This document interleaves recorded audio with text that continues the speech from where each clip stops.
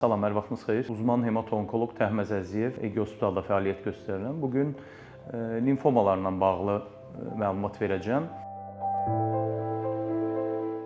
Limfoma xərçəngdirmi? Bu sualla tez-tez qarşılaşırıq. Mən şəxsən öz xəstələrimə diaqnoz qoyulduqdan sonra məlumatlandırma hissəsində xərçəng ifadəsini istifadə eləməməyi seçirəm. Çünki limfomalar sağala bilən bədxəstəliklərdir. Ona görə bunlarda xərçəng ifadəsi ilə xəstənin keyfini qaçırmağı, əhval-ruhiyyəsini pozmağın çox gərəkli olduğunu düşünmürəm. Düzgün bir məlumatlandırmada olmadığını düşünürəm. Hər limfa böyüməsi limfa xərçəngi deyil. Xüsusən nə zaman narahat olmalıyıq bu barədə? Əgər limfa düyünü bədəninizin hər hansı bir yerində şişməsi yaranıbsa və proqressiv olaraq get-gedə böyüməyə davam edirsə, yanaşı olaraq başqa əlamətlər, qızdırma, çəki itkisi, iştahsızlıq, ağrı kimi əlamətlər varsa, təəssüf ki, bunlar ehtimalı artıran şeylərdir. Lakin biz çox zaman xəstələrdən eşidirik ki, bu əlamətlərin heç biri yoxdur. Bu əlamətlərin olmaması bir xəstənin limfoma olmadığı mənasına gəlmir. Çünki bu əlamətlərin olmaması xəstəliyin yükünün az olduğunu və sağalma ehtimalının daha yüksək olduğunu düşünməmizə əsas verir. Diaqnozda ən önəmli kriteriya böyümüş limfa düyünləri patolojik böyüyübmü ya yox. Bu barədə də bizə bəzi görüntüləmə üsulları köməklik edir.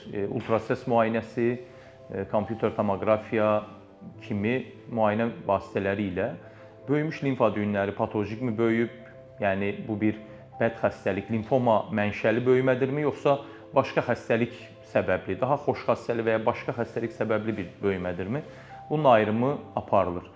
Lakin diaqnozun əsas metodu biopsiya və alınan preparatın, limfa düyünü biopsiya materialının patoloq həkimlər tərəfindən dəyərləndirilməsi yolu ilə qoyulur. Biopsiya təhlükəlidirmi? Bəzən xəstələrimizdən belə narahatçılıq eşidə bilirik ki, biopsiya alsaq xəstəlik yayılarmı? Xeyr, kəsinliklə buna birmənalı xeyr cavabını verə bilərəm. Çünki uzun illərdir tibbdə, limfomada, hemato-onkologiyada diaqnoz metodu olaraq biopsiyaların alınması istifadə olunur. Lakin bu yöndə heç bir əks tövsiyə yoxdur ki, limfa düyünündən biopsiya alınması xəstənin yayılmasına səbəb olacaqdır.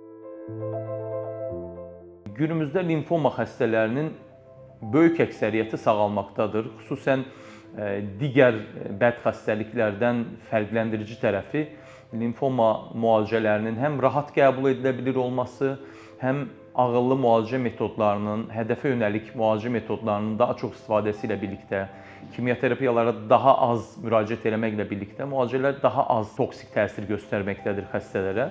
Təbii ki, birmənalı bütün limfomalara şamil eləmək doğru olmaz, amma standart riskli, çox ağır riski olmayan limfoma xəstələrinin 60-70%-i sağalmaqdadır. Sağalmaqdan nəzərdə tutduğumuz 2-3 il boyunca müalicə sonrası təkrarlamayan xəstəlik olan xəstələrin əksəriyyəti 10 ildən uzun müddət yaşamaqdadır. Hodgkin limfoma xəstələrində bu rəqəmlər daha da yüksəkdir. 80-90%-lərə çatan xəstələr günümüzdə sağalmaqdadır. Düşük dərəcəli limfomalar var. Onlarda bu faizlər, gözlənilən ömür çox daha yüksək, hətta əksərən normal populyasiyaya bərabərdir. Günümüzdə kimyoterapiyalar hələ də limfoma müalicəsində istifadə olunsa da, bu limfomanın hansı tip olmasından asılı olaraq dəyişiklik göstərməkdədir. Ona görə ətrafınızda limfoma diaqnozu qoyulmuş yaxınınız varsa, tövsiyə olunar ki, müalicə həkiminizdən müalicə variantlarınız barədə məlumat alasınız. Bəzi forma aqressiv limfomalarda, diffuz B limfoma, Hodgkin limfoma, bunlarda hələ də tək başına immun terapiyalar, hədəfə yönəlik müalicələr, başqa ifadə ilə ağıllı dərmanların istifadəsi təəssüf ki, mümkün deyil.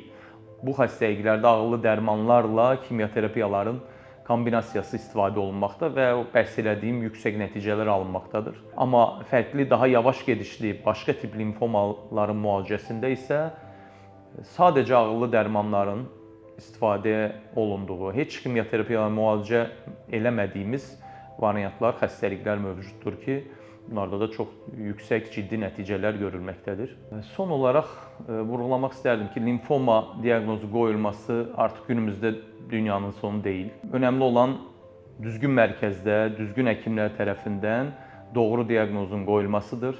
Bunun sonrasında artıq günümüzdə müasir müalicə seçimləri, daha az toksik müalicə seçimləri ilə uzun müddətli sağlıqlı həyat vəd edə bilirik xəstələrimizə. Sağ olun, sağlıqla qalın.